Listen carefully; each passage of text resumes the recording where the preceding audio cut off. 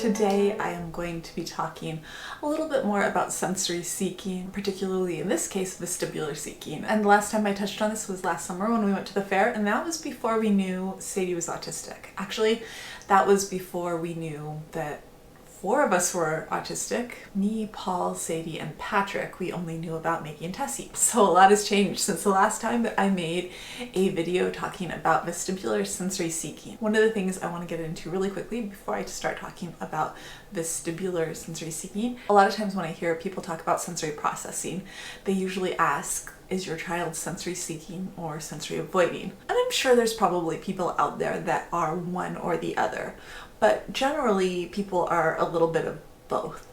So you might be vestibularly sensory seeking, which would be the kid that's out there spinning around and tipping over upside down, like Tessie, doing backflips off of the couch. That's usually the vestibular seeking kids, whereas your vestibular avoider would be James. He spins around one time and looks like he's about to be ill. He runs over to me and he says, "Mom, the world went upside down." He has a less than normal tolerance for any sort of spinny movement, he doesn't like it. So you could be vestibularly seeking and then touch avoiding, not liking, especially usually light touch, not liking people to touch your hands. That's a big one around here. You might notice that usually we're holding Maggie's wrists. That's because she hates it when we touch her hands. She does. She does not like to have her hands touched, and we respect that. And if you try to hold her hand, she will go like that and shake you off her hand and give you her wrist or her arm to hold on to. That's just a brief overview that barely skims the surface, but that says that most people aren't one thing or the other. Most people with sensory processing differences have a little bit of sensory seeking and a little bit of sensory avoiding sprinkled in. All of our girls are very big vestibular sensory seekers. This is never more true with Sadie and then when she's on the swings. And my dad has done a really good job of coming up with different swings and building different swings that allow Sadie to indulge her love of swinging. She was experimenting with different ways of tucking her feet and arms in to make herself go faster, and I'll stop talking and I'll let you see. This is Sadie with a sort of vestibular seeking sort of afternoon.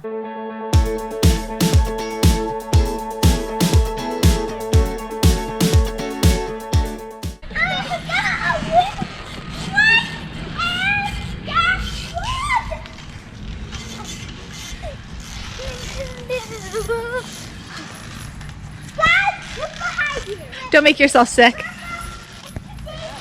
one how I make myself sick doing this. I do it like almost every day on here. So. How much can you spin? Sky's the limit. The sky's the limit? So I can technically spin a whole lot without getting sick. In fact, I don't even remember. Not right this second. I got sick. You can't remember last. Cal, when did that happen?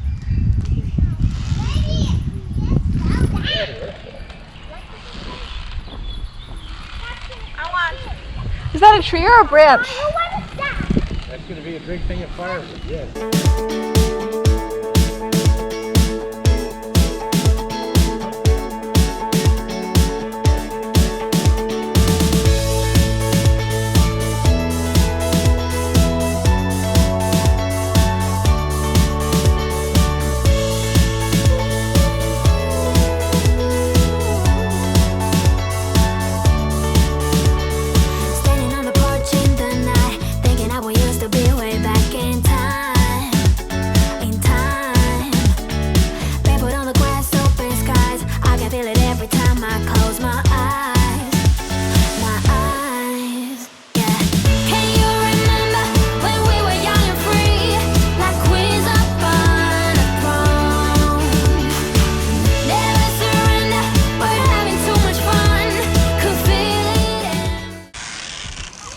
It does kind of remind me of dancing when you do it.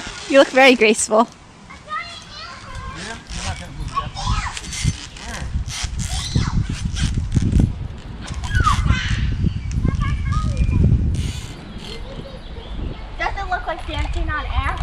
Like dancing on air.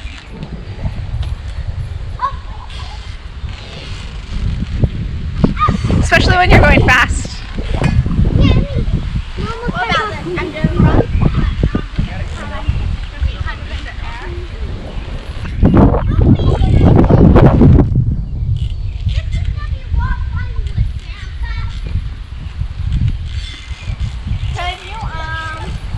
Give you Are you a good person to like cancel out this race so afterwards? Like No, not that good. But it looks cool with the swing, Sadie.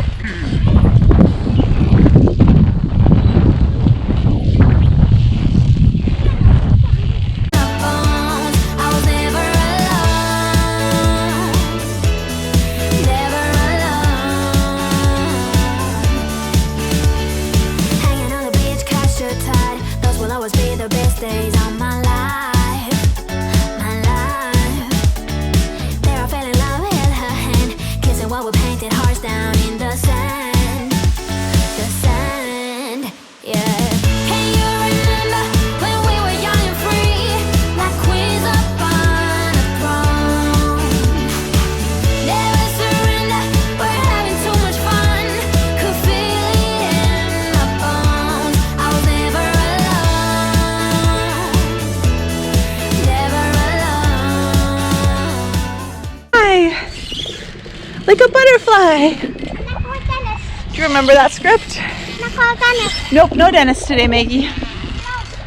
You haven't been to the dentist since? For a while. You have a little while. Close. Ready? I will cherish all the good times for the rest of my life. Time goes on, but I'm saying That is it for today. If you like this video, we'd love it if you'd give it a thumbs up, and if you're interested in all things autism, we'd love it if you'd hit subscribe, and I'll see you tomorrow.